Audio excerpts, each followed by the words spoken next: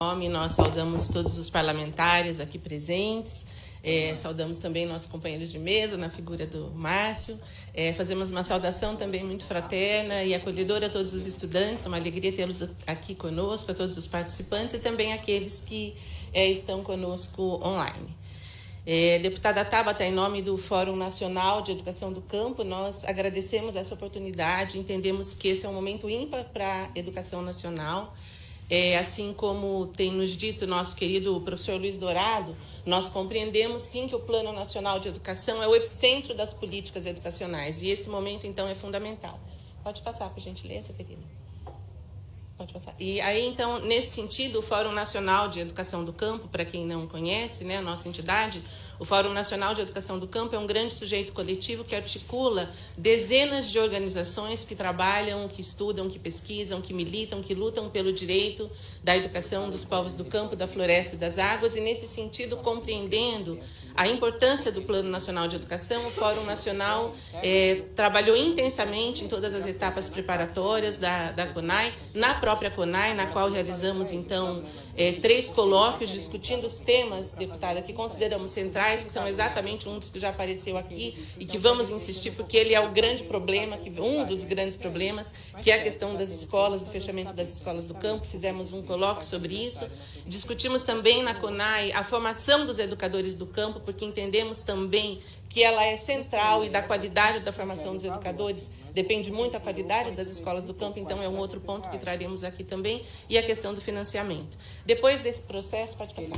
Nós também, deputada, trabalhamos, então, após o envio do PL do Executivo aqui para casa, nós trabalhamos em parceria com a Campanha Nacional pelo Direito à Educação, analisando o plano, preparando várias emendas. Vocês já receberam, né, deputada? O Daniel Cara entregou aqui esse caderno de emendas e, infelizmente, não há tempo, né, mas assim, só telegraficamente. Então, nós temos acordo com todos os elementos daquele caderno, mas para o Fórum Nacional de Educação do Campo é importante só reafirmarmos, ainda que telegraficamente, alguns pontos centrais que temos total diálogo com a campanha, que é a ideia e a centralidade da educação como um direito humano fundamental, da garantia imprescindível para esse plano não ser letra morta, do financiamento pleno de todas as demandas apresentadas, da imprescindibilidade da instituição do Sistema Nacional de Educação. De fato, é isso que vai fazer diferença para que o que estamos planejando e propondo aqui tenha efetividade, da também imprescindibilidade da valorização de todos os profissionais da educação, não só com a remuneração, mas condições de trabalho, carreira, formação inicial e continuada, da intrínseca necessidade da articulação da educação básica e superior e também da reinserção do objetivo 19, que é a questão da educação ambiental em função da gravidade da crise climática, da justiça ambiental, também em diálogo com a campanha, está reinserido no caderno de emendas que apresentamos. Pode passar. Mas, enfim, deputada, o que queremos, então, tratar especificamente aqui, considerando o primeiro ponto que queremos ressaltar e reconhecer aqui em nome do FONEC a qualidade do trabalho que a CECAD tem feito, né?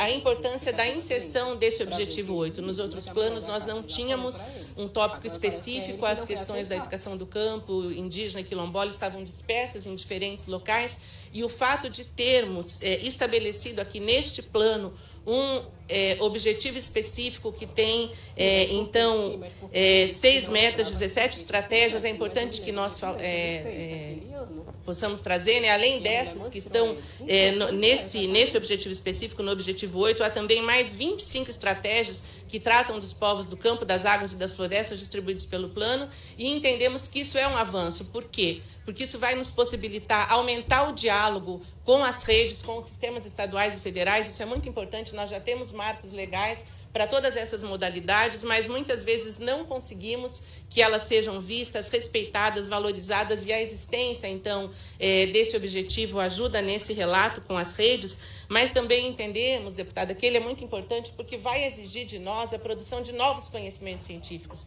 O trabalho belíssimo que o INEP tem feito no monitoramento das metas vai exigir, com a incorporação deste objetivo, a produção de novos conhecimentos para que possamos acompanhar esses trabalhos, né? Então, isso é uma coisa muito importante. E entrando Pode passar. Nos 3 pontos que nós queremos aqui priorizar, então, veja, o objetivo né, desse ponto que estamos tratando é exatamente pensar a questão do acesso, da permanência, da qualidade em todos os níveis e modalidades para os povos do campo, da floresta e das águas. E para nós, deputado, o maior desafio que temos enfrentado é, de fato, se estamos falando do acesso à educação, do impedimento do acesso à educação para os povos do campo, né? Vimos enfrentando nos últimos anos, com muita força, um intensíssimo fechamento das escolas do campo, e isso impede, de fato, o acesso dos sujeitos camponeses a essas escolas.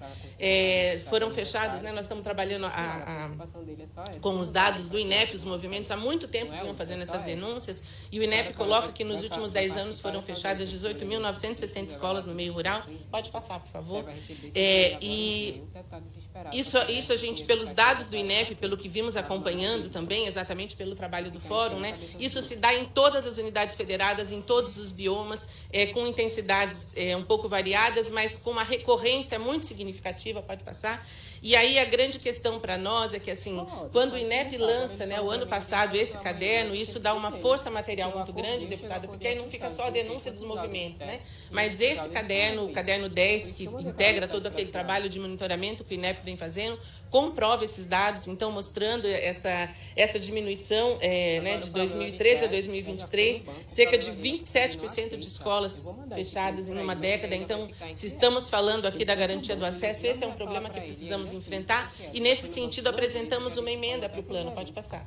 Porque, além do fechamento, né, gente, além do impedimento do acesso, também há outros fatores que são muito impactados por isso, que é exatamente o que os movimentos e entidades colocam, que o fechamento da escola também contribui demais para o enfraquecimento das comunidades, para a diminuição do espaço de articulação, de organização, de diálogo, de acesso a outros direitos, porque no meio rural brasileiro, a maior parte das vezes, o único espaço público que temos, deputada, é a escola. É nela que acontecem as organizações, os diálogos com outras políticas públicas, enfim. O fechamento da escola traz muitos prejuízos. E, nesse sentido, pode passar, nós trabalhamos, então, com uma emenda, né? O que tem acontecido é que, assim, o número pequeno de escolas faz com que as redes optem pela nucleação, e a nucleação tem, então, realmente trazido um prejuízo muito grande. E há um dispositivo no PNE, pode passar, por gentileza, que estabelecia, ele é importante, né, assegurar a oferta obrigatória do ensino fundamental, especialmente nos anos iniciais, aos estudantes indígenas, quilombolas e do campo, de forma a entender as suas especificidades.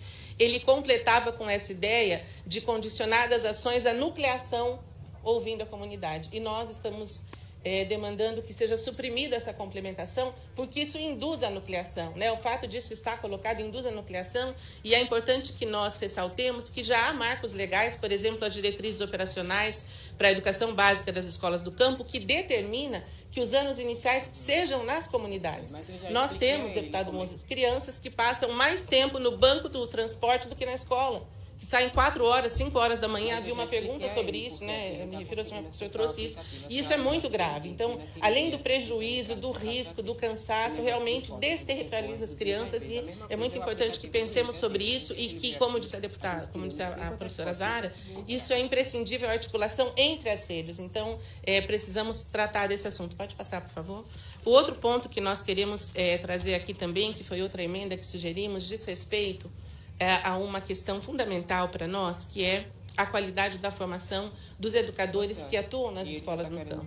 E como se faz esta formação, né? Então, já há políticas concretas construídas pela SECADI, algumas com quase 20 anos, agora o ano que vem faremos 20 anos do Programa Nacional da Educação do Campo, do PROCampo, e especialmente do Programa das Licenciaturas em Educação do Campo, que vem formando educadores para atuar nas escolas do campo, e que a principal estratégia de formação desses educadores é a alternância pedagógica. Então, períodos que esses educadores ficam nas universidades e períodos que eles estão nas comunidades. E a grande riqueza dessa política pública é que nós estamos formando sujeitos do próprio campo para serem educadores dessas escolas. Então, sujeitos das comunidades quilombolas, ribeirinhas, indígenas, diferentes sujeitos camponeses que estão cursando esse processo de formação. E a estratégia pedagógica para isso é a alternância pedagógica, porque ela não retira os sujeitos do teu território, né? Então, se a gente trouxer um camponês para ficar 4 anos na universidade, ou um quilombola, ou um ribeirinho, você desvincula ele do território. E essa estratégia pedagógica de oferta tem feito muita diferença. Pode passar, por favor? Só para mostrar, né, aqui alguns dados. Nós temos hoje 70 cursos dessas licenciaturas em funcionamento do Brasil, 45 são permanentes, 25 são do PAFOR. Temos 7.480 estudantes nessas licenciaturas e mais de 3.100 egressos. Pode passar, por favor? Eles estão em todos os territórios nacionais, né? Então, com uma quantidade muito significativa de universidades públicas ofertando essas licenciaturas. Isso fortalece não só os territórios camponeses, mas também a própria produção de conhecimento, porque com a oferta dessas licenciaturas, muitos processos de ensino, pesquisa e extensão são desenvolvidos nas universidades públicas brasileiras. E aí o terceiro ponto que a gente queria tratar, deputada, é que tem uma demanda. Pode passar também, por gentileza, pode passar 2. Esses cursos têm sido super bem avaliados pelo próprio INEP, né? Quase todos esses cursos têm obtido avaliação nota 5, pode passar. Exatamente por esse descompasso do diálogo entre as nossas redes, com a ausência do Sistema Nacional de Educação, embora nós tenhamos educadores camponeses formados com muita qualidade, eles estão tendo uma dificuldade muito grande de ingressar nas redes, pelo não reconhecimento das redes dessa formação. Veja, uma política financiada pelo Ministério da Educação, no qual há um investimento significativo de recursos, são 585 professores universitários nessas 45 licenciaturas permanentes, todos professores doutores, pesquisadores, que formam esses estudantes, que passam nos concursos públicos, muitas vezes aprovados em primeiro lugar, e não conseguem tomar posse porque não há o reconhecimento dessa carreira, né? Então, pode passar, por gentileza, uma das demandas é que, e nós inserimos isso, né, que haja, de fato, no PNE, como tem também, como o PNE colocou, das escolas indígenas, o reconhecimento dessas carreiras, porque esses educadores têm se formado bem e têm esse desafio para ingressar nas redes públicas. Então, consideramos que esse seria um ponto também bastante importante da consideração do PNE, para que, de fato, os educadores formados com conhecimento desses territórios possam se inserir e trabalhar nessas escolas. Havia outros pontos, deputada, mas eu vou, em respeito ao tempo e à fala dos outros, agradecer a oportunidade e nos colocar aqui à disposição para seguirmos no diálogo. Muito obrigada.